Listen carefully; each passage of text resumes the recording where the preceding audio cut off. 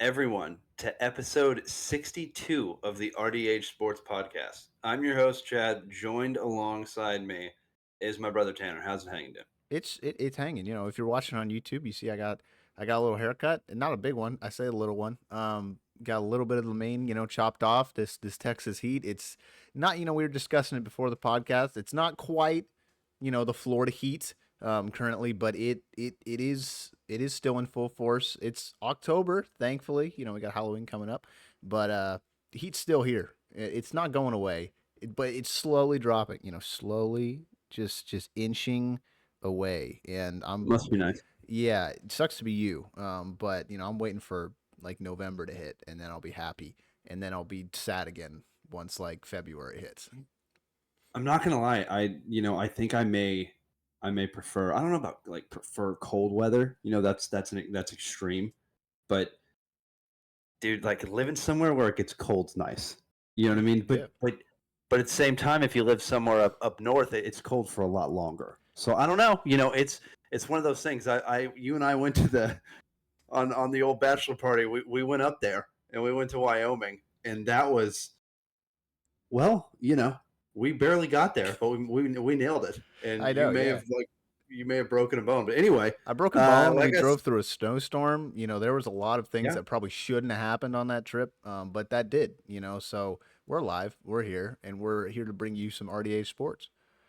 there you go, talking football like always. Today we're hitting some. If you're not watching on YouTube, we're hitting some Dallas Cowboys like always. Then we're going to hit some NFL news, some NFL matchup predictions for the bettors out there, and then some college football as well.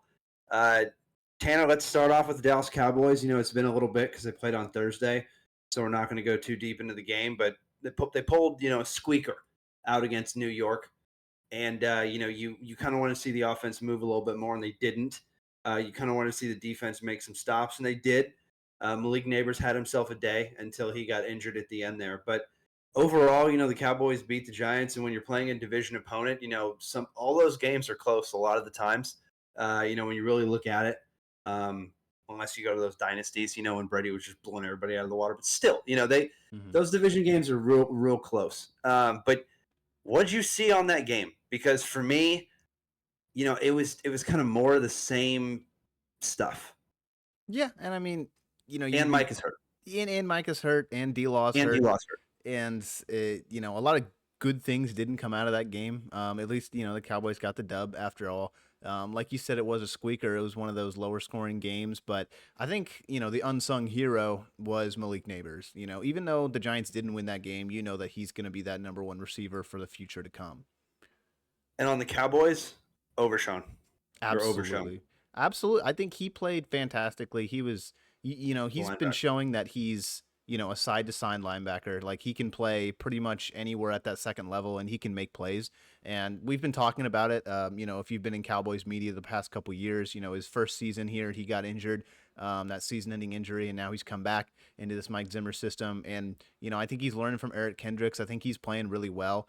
And he's just kind of all over the line of scrimmage, which I love. I just love a guy who can absolutely go, like I said, sideline to sideline and make plays, not only at that second level, but can kind of get in the trenches too and get, around the tackles and make plays in space. And that's the biggest thing we really haven't seen from a lot of Cowboys players in the last couple of years is being able to lock someone down in space, an opportunity where you have the tackle and you can, secure the tackle, wrap them up and get them down. I can't tell you how many times, I've talked to Chad, I've talked to, our dad about it. Just why did they not make that tackle? They're in open space. Like I get it. They're an athlete in the NFL, but you gotta make that tackle. And so it's good to see that he's come in here and he's kind of starting to change that a little bit. So love to see him. I want to see him get more playing time, especially since this defense hasn't been the best. But there's a couple gems here and there. In terms of the offense, CeeDee Lamb got going again. I loved what I saw from them. Him and Dak, they were connecting. When they were on, they were on. But it's kind of apparent, I think, that Dallas might need a number two. No offense to Brandon Cooks, who I don't believe is playing this upcoming weekend. There's like an illness or something that he's going through. But I think it's pretty clear that the Dallas is starting to need a number two wide receiver. Jalen Tolbert, he's played well, but it's kind of like that, you know, He's in that like Noah Brown role that they had a couple years back, but I feel like Noah Brown had a little bit more of an impact. So Jalen Ferguson, excuse me, Jake Ferguson, he's played fantastically. He's been the safety blanket. This offense, it's not bad. It really really isn't. The offensive line looks great besides Tyler Guyton, but he's a rookie, and it.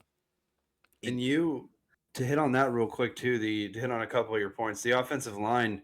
Mhm. You sent me that thing today on Instagram. I don't know if it was from ESPN or not, but wherever it was from, their offensive line is consistently pretty high in Mhm. terms of ratings in the NFL with the Cowboys, and specifically, what you sent me was Cooper Beebe, and that's what you like to see, and the reason a lot of people, yeah, we got a ton of people listening to the show. Come on. Listen listen to this podcast. Um, Dude, how many times do we talk about these guys in the offseason? You know what I mean? How many times do we talk about these guys in the offseason? And I told you exactly what I thought about Cooper Beebe, and I said as soon as Dallas drafted him, that's the center. Mhm. And look what's happening. He's the center and he's the starter, and he's playing very well this season. He's playing very well. And so well, that he's playing top 10 in terms of ratings in the league right now. So you love to see that. And then to hit on another point that you said with Overshawn, we haven't seen a linebacker like that in Dallas for a long time. Jalen Smith out of Notre Dame had a really good first season, Mhm. and then unfortunately, the decline happened after that.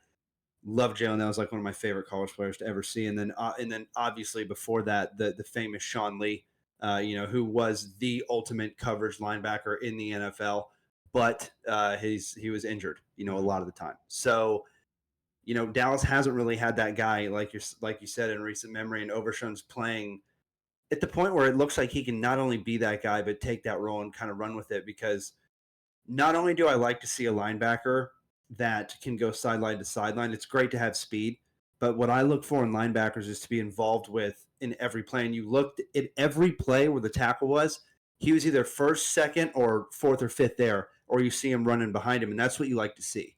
You know what I mean? You love to see a linebacker that's in every single play. So hit on that point. And then yeah, like you said, there's a number two wide receiver out there, and there's a lot of trades, and that brings me, we're going to talk about that in our next segment. But there's a couple guys that you could go out there, and I'll ask the question. But with Dallas, right now they have 24 million in cap space, and it's crazy to me because they had no cap space the whole offseason.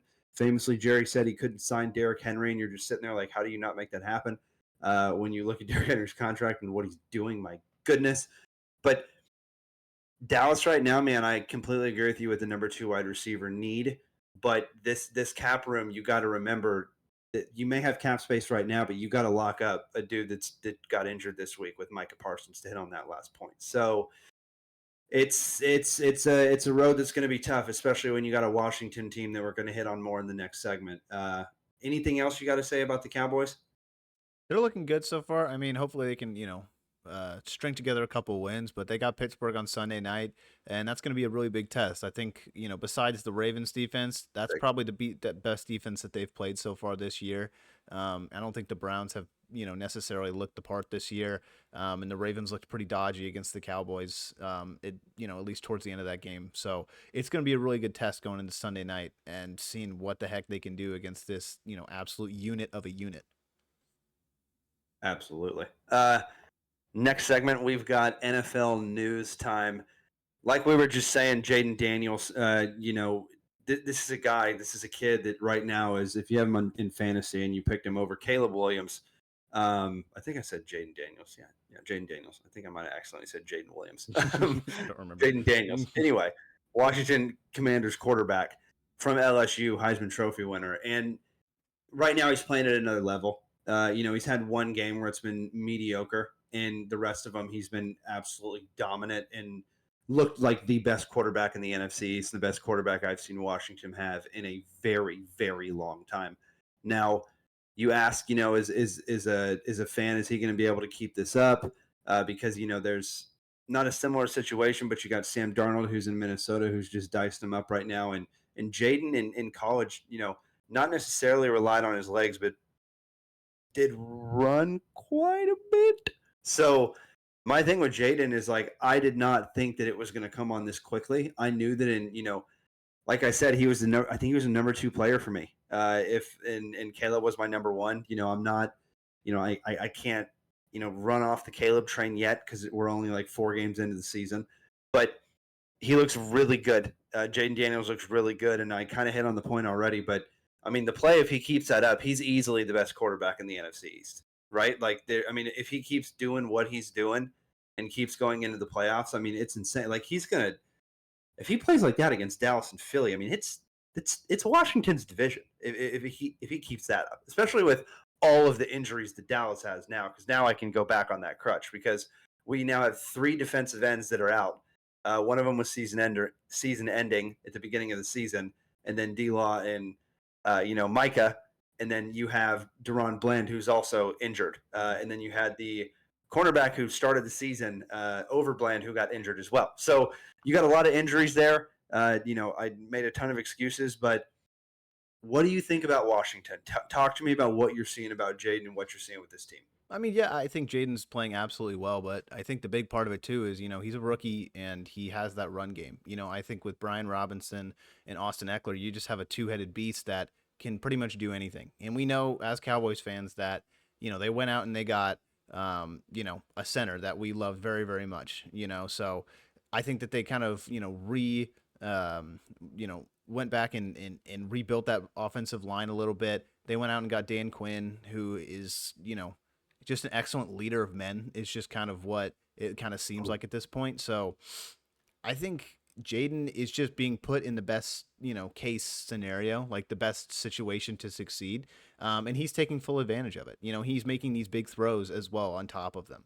So, you can say all you want about like, his situation, whatever, like, but he's, his coaches are scheming him to succeed and he is taking every chance in running with it, no pun intended.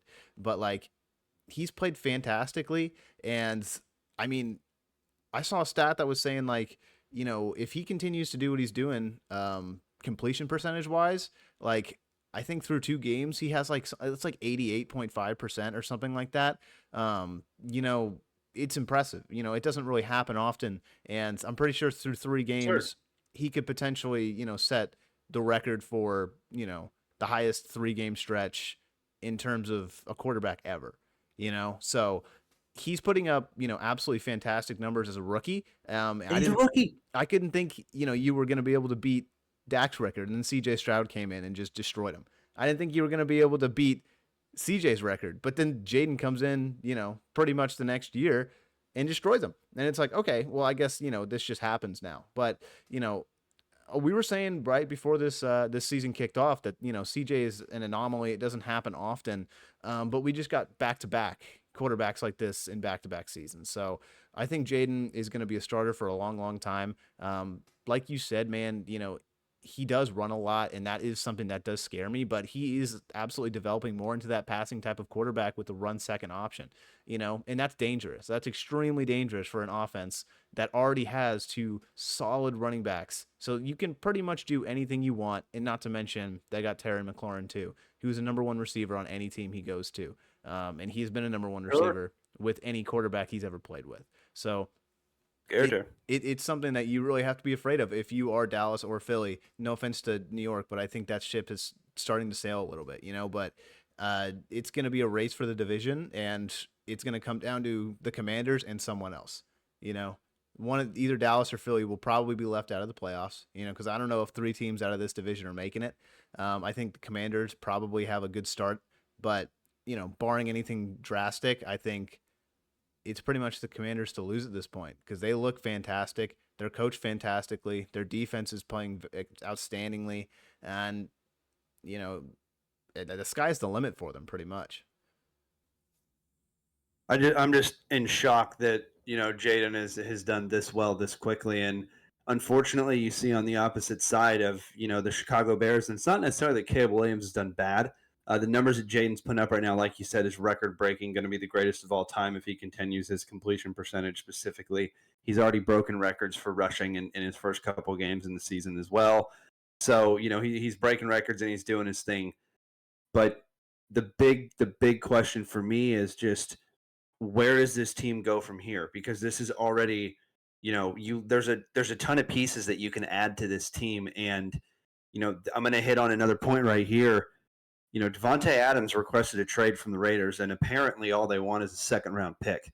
Washington right now, like that's a team. If they go out and get a Devontae Adams, it's like, oh my goodness. But at the same time, you've also seen it in the past where a situation like that doesn't work. But it's Devontae Adams. Yeah. You know what I mean? And he's got a lot left in the tank. There's a lot of teams that could go out and benefit greatly from not only a number two, but on a lot of teams, he's a number one. You know what I mean? There's a lot of teams that would love to do that, but they can't because of the current contracts they have. But Washington, to me, is a team that could make a push to go get Devontae Adams because they definitely have the draft picks to be able to do it. I mean, if you're Washington, why would you not, especially with the success you've had this early in Jaden Daniels' career? Yeah, and if they have the cap space, I'd say go and do it. The thing you got to remember too about a rookie quarterback is, you want to put as many tools around him to succeed as possible. That's what, the Bears did with Caleb Williams. It's not necessarily working the best, but the Bears have a fantastic defense and it's kept them in a lot of these games. And I'd say that is a tool within itself. And you could say the same thing for Washington too, man. Like I said with Austin Eckler, Brian Robinson, it's hard to stop it. It genuinely is. Like you watched them against Cincinnati, last week, and it was like this doesn't look close. This is not. These two teams aren't on the same level right now. And I think most people agreed when they watched that game. And Jaden Daniels looked like the better quarterback. And he made two really big throws and two seemingly not that big moments. And so that's what you love to see out of your rookie quarterback, and just a team just giving him the ball and giving him all the confidence that he needs, and just a head coach who kind of believes in the system that he's putting up, believes in the quarterback, and that's just going to propel him with so much confidence, and that's the biggest thing for a rookie quarterback is confidence, man. So you've seen however many quarterbacks have you seen Zach Wilson that just have lost all their confidence, and it just can't get it back. Even if they are kind of a talented quarterback, and you've seen quarterbacks come back from it too. Sam Darnold is a great example. So Baker Mayfield's a great example. So it's just those guys who kind of have that mentality down in them, kind of that down but not out. And Jaden is just not gotten to that point, and I think that's just you got to credit the coaching staff in that one. And Sam Darnold, like you said, a guy that has had a resurgence for sure in Minnesota, and they're one of the only undefeated teams left in the season, and they're keeping it going so far. I mean, I would have not pictured that. I didn't think JJ McCarthy was personally ready to go. I don't know if the Vikings would necessarily be 4-0 here because Sam Darnold's playing like at an MVP type level, and it's crazy. He did it again last week, and went down to the wire and took his team. But anyway, this Minnesota team is not playing around. I would not have picked them to win that division. But hey, this is a team that is just riding Sam Darnold as long as they can, and we'll see how long it goes on. And another one that you hit on too was the Bengals, and Joe Burrow.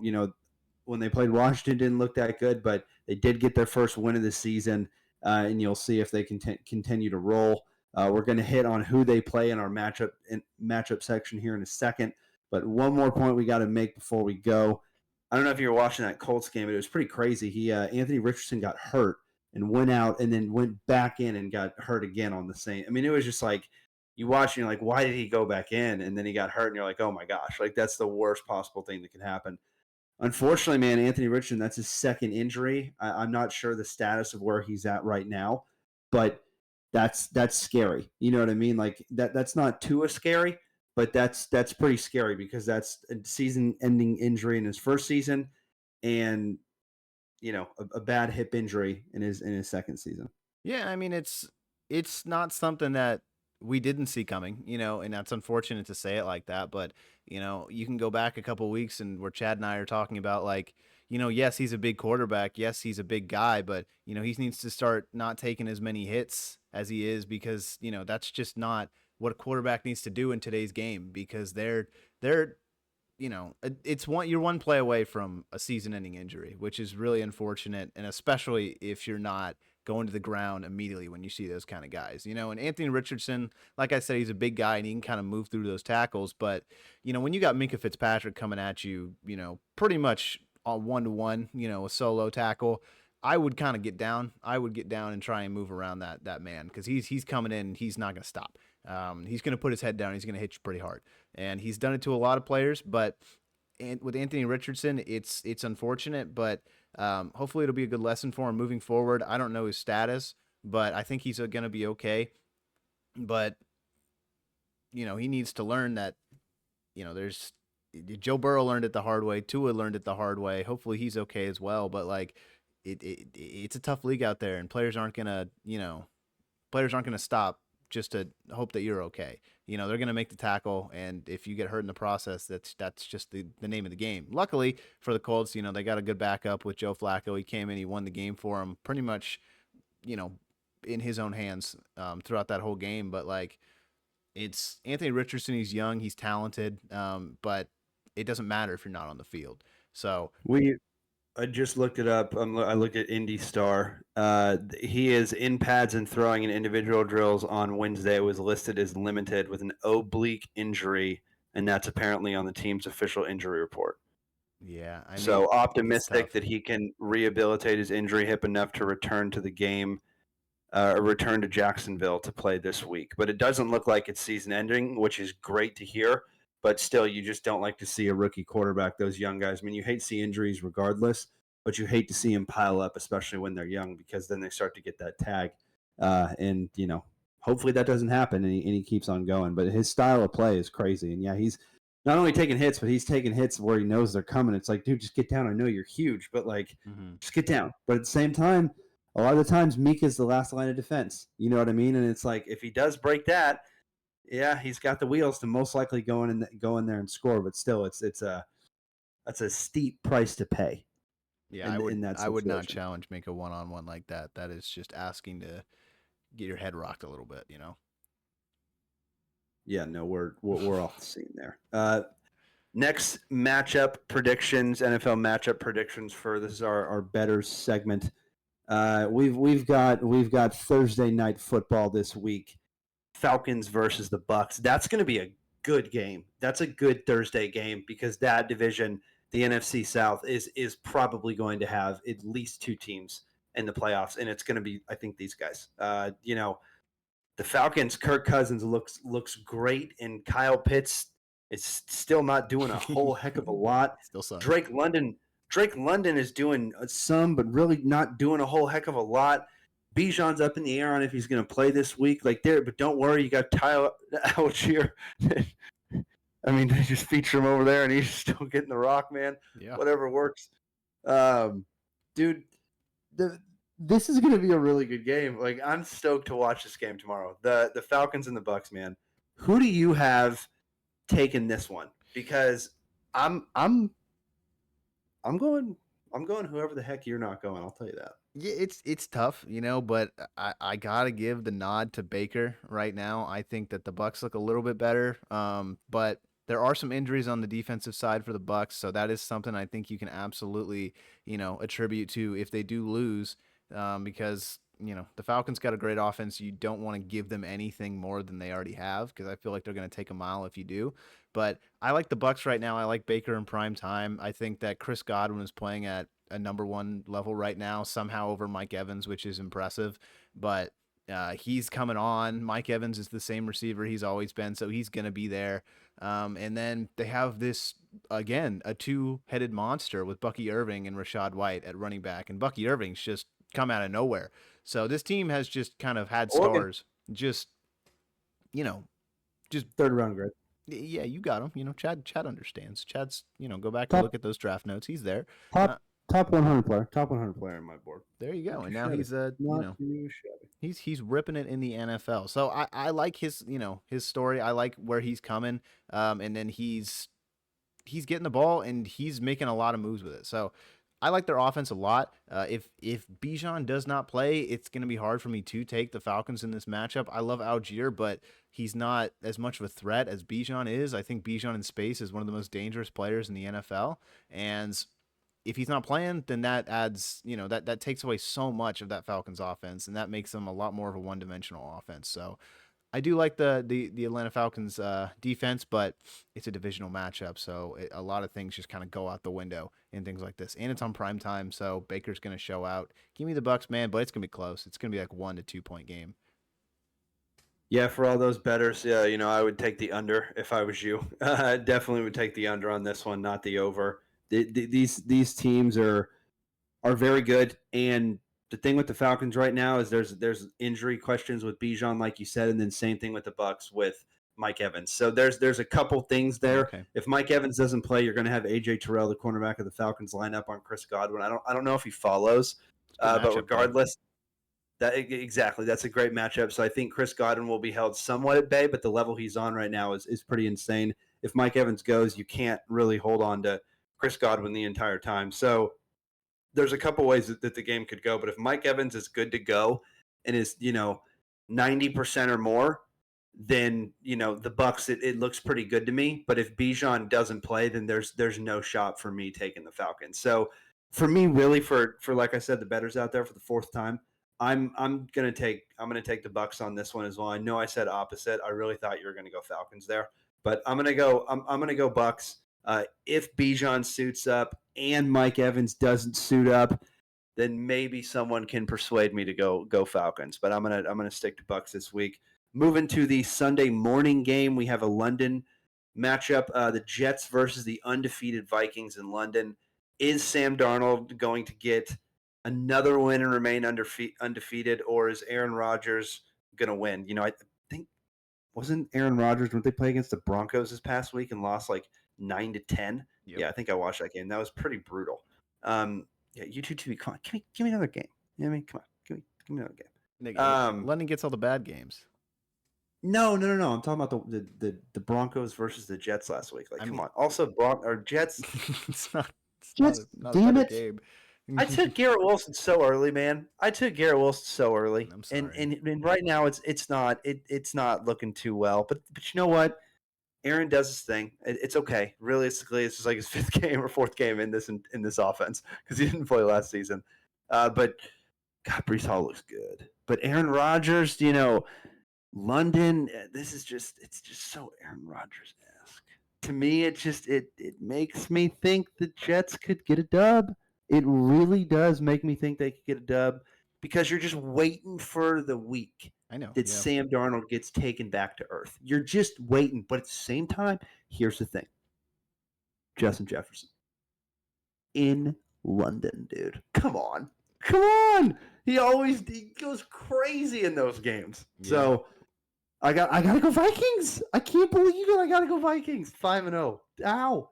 It would be kind of crazy if that were to happen. I mean, it's the matchup's gonna be Justin Jefferson and Sauce Gardner. That's the big one. Like I think JJ's probably gonna get the better of him. Jordan I didn't even Addison's back. think about Sauce. Oh, I didn't dude. even think about That Sauce. hold Oh the yeah, whole. Jordan Addison's back. He's on my bench last week too. Oh Come yeah, on. yeah, me too. Don't worry about it. Why would I play a player coming back from injury? Doesn't matter. He got 2 touchdowns. Oh my.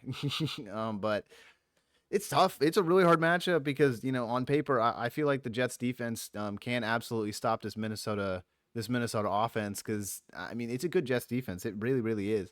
And they've shown it week in and week out. But They got some injuries though. they got some injuries, and that's the hard part. And I don't want to bet against Justin Jefferson, Jordan Addison, and Aaron Jones, who is having a comeback here. Like everyone counted him out.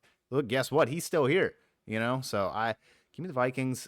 I thought that they were going to fall off a cliff last week, but I think that they put up a huge show against Green Bay Packers, who an in-division opponent, a good defense that's been playing well, and somehow got away from Jordan Love coming back at the very end of the game in the fourth quarter. They had a possibility to win it, didn't, and Minnesota Vikings hang on in that game and honestly get a really, really quality win, in my opinion. So I think that was their biggest win of the season, and I think it's just gonna propel them into this next game. It's London. It's gonna be weird. Am I gonna wake up early for it? Maybe. But I absolutely catch the second half for sure.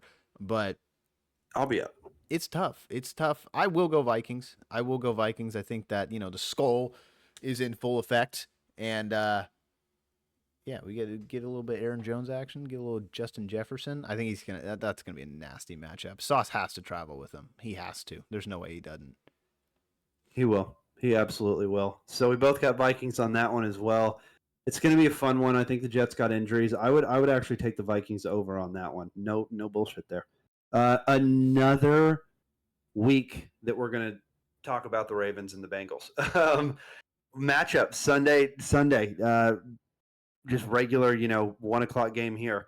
Bengals and Ravens. That's the Bengals have to really they have to win this game, but the Ravens look just destroyed Buffalo. Mm-hmm. Just absolutely destroyed Buffalo. So do you got Joe Burrow bouncing back, or do you think that this Cincinnati team has already kind of showed its ceiling for this season? It's tough because I think that, Cincinnati, they've been in these games. It's not that they're getting absolutely outclassed, but, aside from the Commanders game, they've been in these games and it's hard for me not to say that, you know, Joe Burrow will have a chance. Like I said, in division opponent.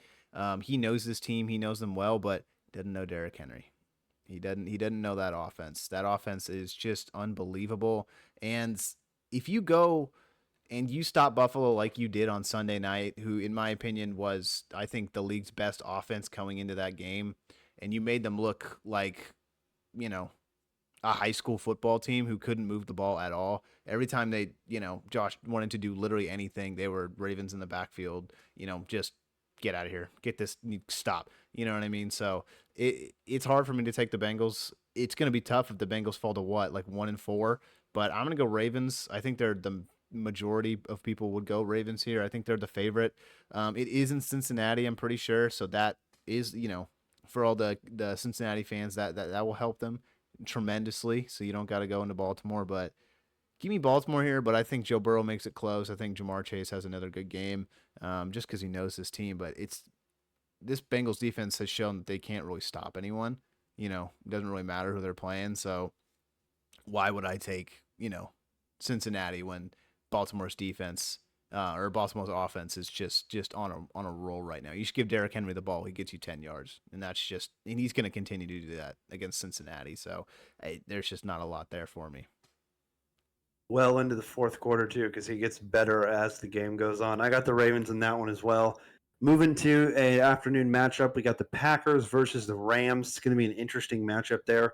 I'm going to go Packers on this one. I think that the Rams stole one against the 49ers. Other than that, I don't think they've got another win if I'm not mistaken. So I'm going to go Packers on this matchup. Even though they did lose last week, they looked a lot better than they have in the past. So I'm gonna go Packers on this one, and I would take the over. You know what I mean? I would take the over, and I'm gonna go Packers. Yeah, I mean Jordan Love. I think it took him a little bit to get going in last week's game, like I was talking about. But that fourth quarter showed me that he's still got it, and that injury isn't really bothering them. I think as much as people initially first thought. So I think Jordan Love's going to be fully back. I think he's got game reps under his belt. It was give me a bounce back win for the Packers, and I think Josh Jacobs is just going to go crazy. I think he's just going to have a game to remember, and what better place to put in your potentially injured quarterback coming back from an injury with an absolutely star running back. So this is one of the best running teams in the NFL and the Packers. And I coming into this season, I think you probably could have predicted it, but Josh Jacobs is that guy. Jordan Love, he's playing pretty damn well right now, even though he's only had like 2 games basically, and he's played I think pretty well in both of them. But give me the Packers in a bounce back win. It's hard for me not to take them. They just look good right now. It's kind of crazy to say with all the injuries and stuff that they've had.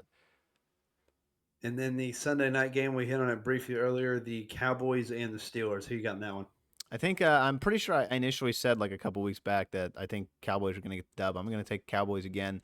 I think that I got a lot of questions about the Steelers offense. It's just like I love George Pickens. I think Justin Fields is kind of having a resurgence, but he isn't doing everything. It's not the Justin Fields show. It's a team effort. Like their defense has been played well, but I think Indianapolis showed that they can be beat.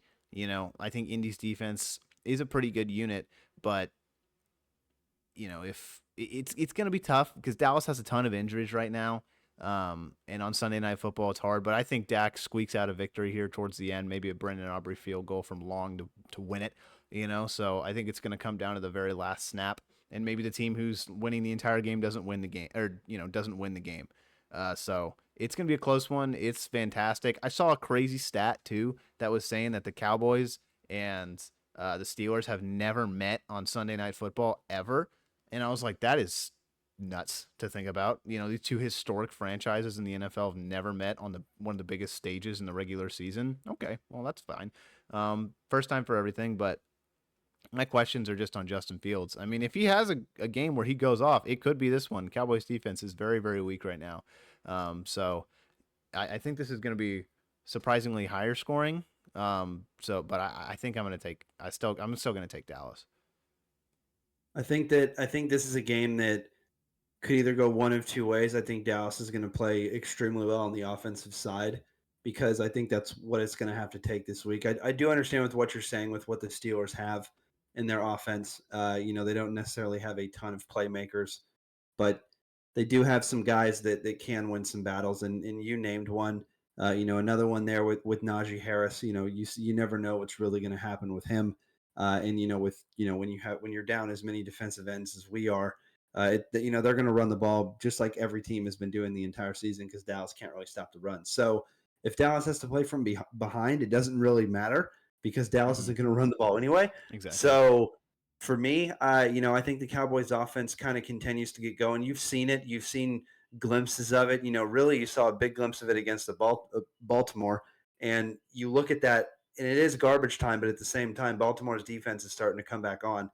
And we'll really see what happens with the Bengals this week with them if you can say that defense is here to stay. But Dallas played good at the end of that game, so I'm gonna take the Cowboys here. But for all everyone that's gonna hit the money line on this game, I'd be scared too. I would go elsewhere if you're looking to make some ones. My thing is, I do think CD is going to definitely get his over in terms of catches and yards. I do, unless the line's over like, I don't know if CD gets like above like 115. But if it's like 85 or more, I'd take it. But I think Dallas is going to have has to have a good offensive performance to continue to win games this season because this defense is injury riddled now for multiple weeks. And, like I said, you're down defensive ends, and that's how you get to the quarterback. And that's when Dallas is been able to have success on the defensive side this season is when they've got to the quarterback that ends up in turnovers, and they haven't been able to do that a ton. So Cowboys, but not a ton of confidence on this side, not a ton at all. Then we have Monday night. The biggest battle though is going to be T.J. Watt and Tyler Guyton. Because that's going to be what it comes down to. Obviously, I'm taking T.J. all day. So it's going to be. I think that's going to be pretty much the battle throughout the night. If they can, at least limit T.J. for a decent amount of that game, I think they can get some offense going. But if T.J. has a night, then it's going to be all Steelers. It's going to be over pretty quick.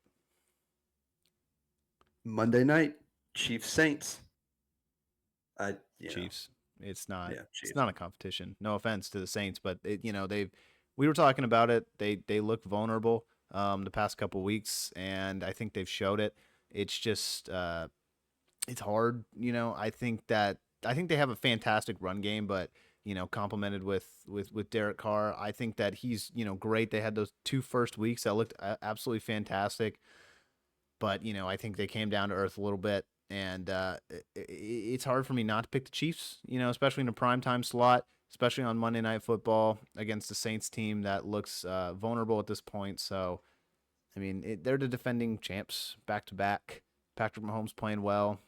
The departure of Rashee Rice is going to be costing, it's going to be costly, but I think Xavier Worthy can step into that role pretty well and just kind of pick up where Rashee left off, hopefully. But Kareem Hunt's coming on. He's back in KC. He looks fantastic. He looks just as good as he did in Cleveland, and he's running just like he did. He's running through the tackles. I love what I saw from him the other game.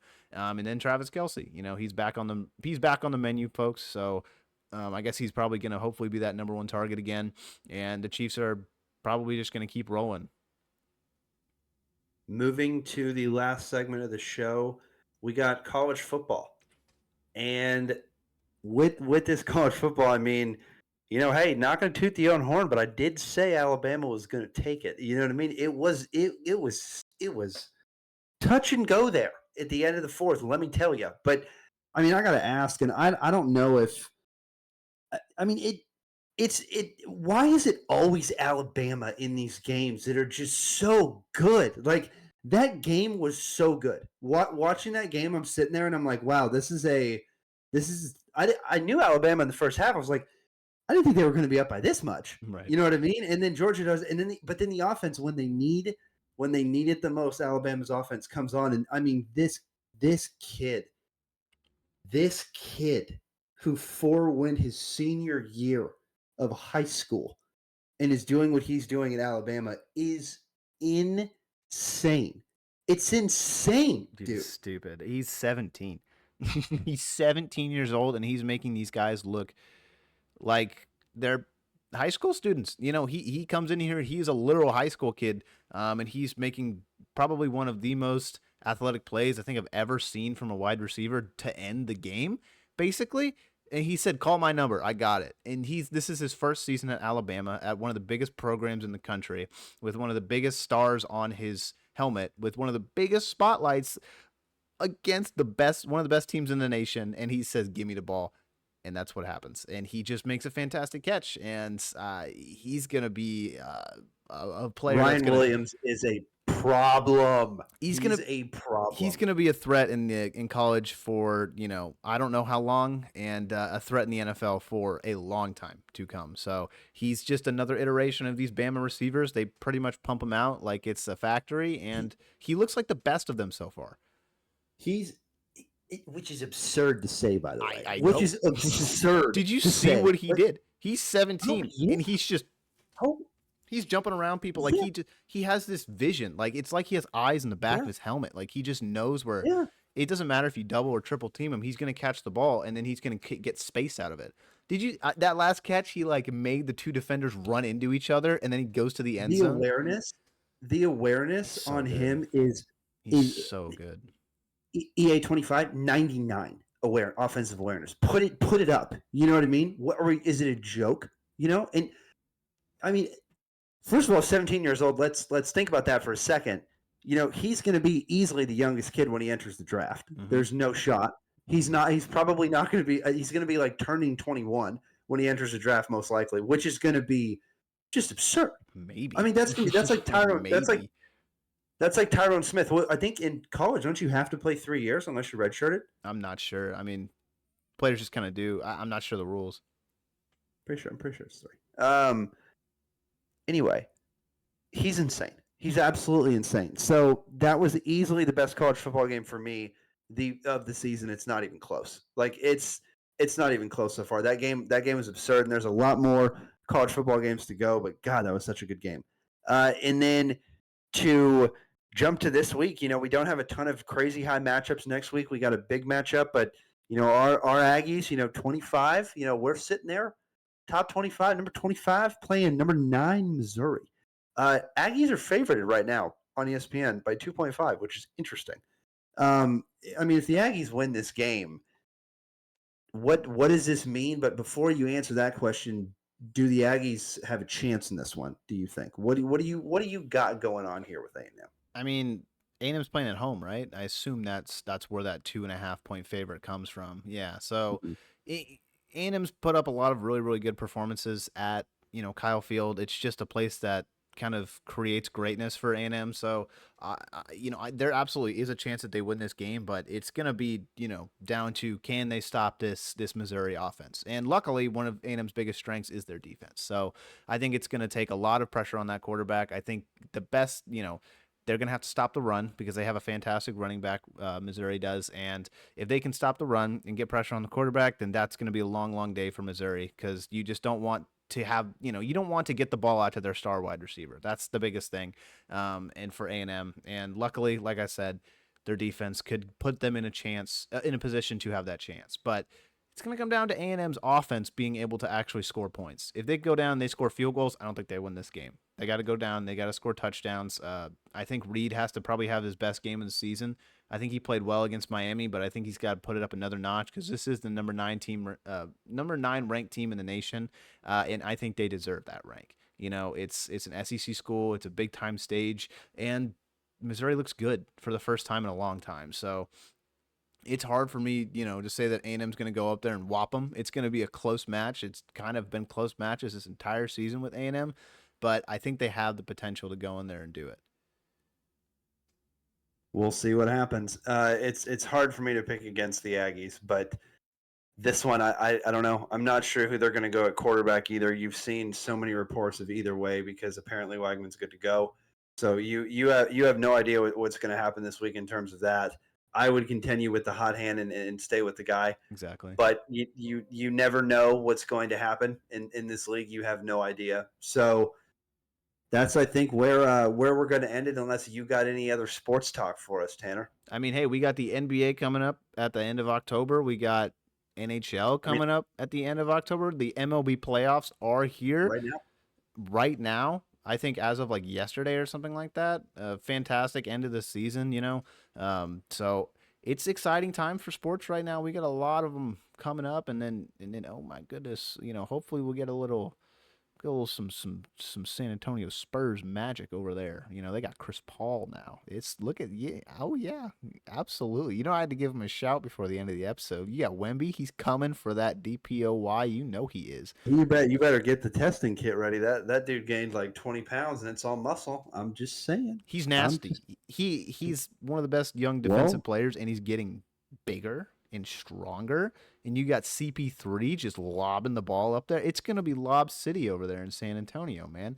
Not to mention fucking Castle coming in from the draft, man. So I think he's going to be fantastic. Their roster looks good, man. Their roster looks good. Obviously, your team, got Bronny James. That's pretty cool.